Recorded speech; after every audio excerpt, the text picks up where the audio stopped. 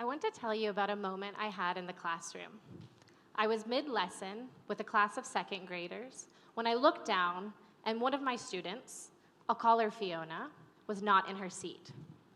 She was under her desk, gently swaying side to side, looking up at me and listening. She wasn't where she was supposed to be, but she also wasn't disturbing anyone around her. Yet, in this moment, I felt it, this pull. She needs to be in her seat. I told her and all of the other students in the class that they were to sit in their seats while I read the story, and she's not doing what I asked. Maybe you, like me, are thinking, if she's underneath her desk, she's clearly not listening, not focusing, and she's not going to learn. But there's a growing body of research that contradicts this. Stanford researchers found that children, when given the freedom to move, generated significantly more creative ideas than those that were forced to sit still. Other research on movement and standing in classrooms found measurable improvements in working memory and executive function over the course of a school year. And when we add in neurodivergence, that's children with autism and ADHD, the argument gets even stronger. Children with ADHD were found to perform significantly better on attention tasks when allowed to move. So, for them, fidgeting and moving, not being in their seat wasn't the problem. It was the solution. So, if the evidence tells us that Fiona sitting under her desk and moving slightly is actually something that might be helping her to learn, then why do I feel this need to correct her? Maybe it's because she's in second grade, and second graders should be able to sit quietly in their desks, right? This sounds reasonable. We have this idea in our head that children, once they reach a certain age, should no longer need to hide or to wiggle or to do these things that we see them doing. That sitting in your seat is a sign of readiness to learn and of maturity. But the research actually contradicts this as well. From the age of 5 until middle childhood, children instinctively seek out small enclosed spaces for a sense of safety, dens, hideaways, or the space underneath a desk. Dan Sobel has spent years researching this across cultures and countries worldwide and has found that this is a universal inclination for children to seek out these small spaces. So, if Fiona isn't behind developmentally by sitting under her desk, and maybe it's actually making her feel safe and able to learn more, then why do I feel this need to get her sitting in her seat? Why do I care so much? Before I continue, I want to tell you a little bit about myself. I consider myself an open book. Any friends, colleagues, or students that are in this room today would probably attest to this. I share. Sometimes I overshare, but it's part of what makes me, me. I also have ADHD. It's not a secret, it's not something I hide. I tell my students about this on purpose. My brain works differently, and sometimes this is to my detriment when I can't focus until a deadline is looming, but also sometimes to my benefit when I'm able to hyper-focus on something that I really care about. I actually didn't know this about myself until I was in my 20s, not because I didn't have ADHD as a child, that's not how it works, but because I was very good at hiding it. But more on that later. I also have hypermobility, which, if you haven't heard of it, means that I can do some pretty cool party tricks, like back bends, and also my arms bend backwards. But it also means that I dislocated my joints a lot as a kid, and sitting in one fixed position can be genuinely painful for me over time. Combined with my need for movement from having ADHD, this means that when I'm working, I almost never sit at a desk in a chair with my feet flat on the ground. It just isn't comfortable for me. The most productive version of me is sat on a beanbag or a sofa in comfortable clothes that I can move in, and that's just what works. You might actually be surprised, or not so surprised, to know that I didn't start writing this TED Talk until about 6 days ago, when my brain had enough dopamine to let me write this for the deadline. And when I did write it, I absolutely did not sit at a desk. I sat on my couch in comfy clothes and worked on my TED Talk.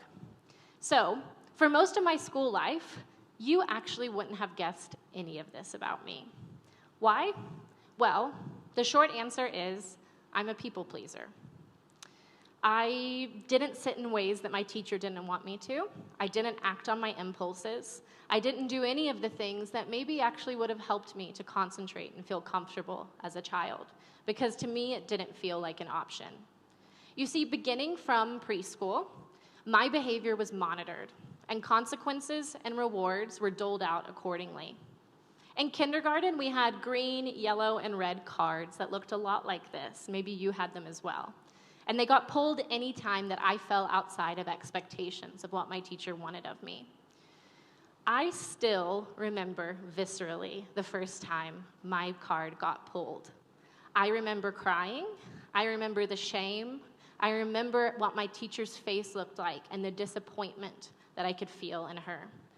And I knew in that moment that I would do anything to not have that feeling again.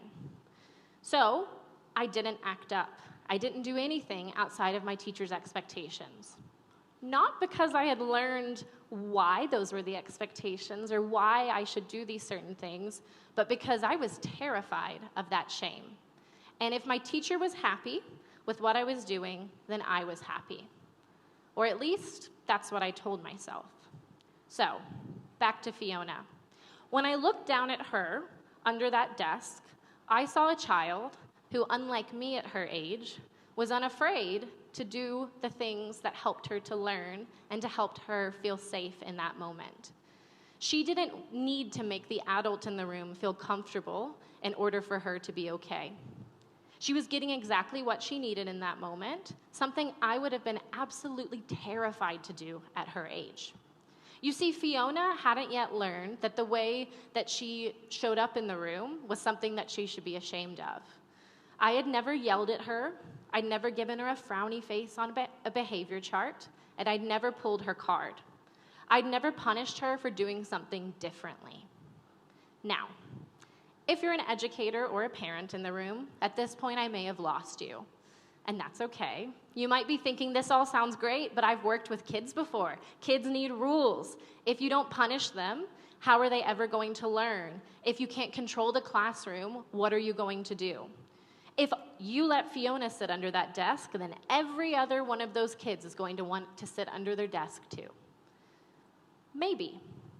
And honestly, for me, that's okay. Because another lesson I teach my students is that fair doesn't always mean equal or the same. I teach them that the difference between equality and equity, and that different people need different things in order to thrive. And giving someone what they need to thrive doesn't take that away from someone else. And I don't just teach this as a concept. So I try to build it into the physical reality of my classroom. While I don't have a homeroom this year, last year I did, and in my room, every child had their own desk, but they also were able to choose where they got to sit for their independent work. And there were a variety of options: bean bags, cushions, wobble cushions, all over the room. And when I was teaching at the front of the room, I would let kids choose whether they wanted to sit at their desk, on the carpet, or somewhere in between. I also, this is maybe a bit controversial, I would teach my students different ways they could sit on the carpet when we were learning together. Because if I'm honest, crisscross applesauce is not the most comfortable position for every person. I know it's not for me, so surely there's at least one kid who that is not the most comfortable thing for them to be sitting. Wobble cushions and ear defenders were everywhere around my classroom, and fidget toys as well. And I taught my students how to use these. I taught them to advocate for themselves and take them when they needed them. They didn't seem like toys anymore because I allowed them to have them, and I gave them the trust to know when to use them when they needed them. Because I wanted every child in that room to have exactly what they needed in order to feel settled enough to learn. I didn't want them to feel afraid to be different or to ask what they needed for the way that I was. So, back to my original question. If I know all of this, if I know that Fiona hiding under a desk is developmentally appropriate, it's not a crazy behavior that I need to stamp out, If I know that Fiona might actually be learning better under that desk than if I was to put her in her chair. And if I know that Fiona actually is advocating for herself and she hasn't developed a fear of the consequences that I will dole out on her, then why am I still considering forcing Fiona to sit in that chair? Maybe this isn't about Fiona. Maybe this is about me. And there it is. I, that same little girl who was very obsessed with being perceived as doing the right thing and doing what she was supposed to do, still had this pressure to perform and comply to what people expected of me. Good teachers have control of their classrooms, right? Good teachers don't let kids sit under their desks, surely.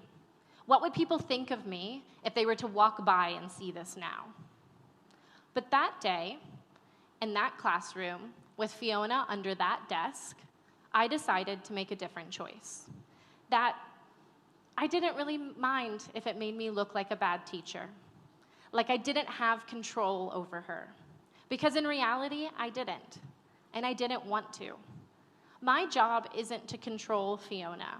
My job is to teach her.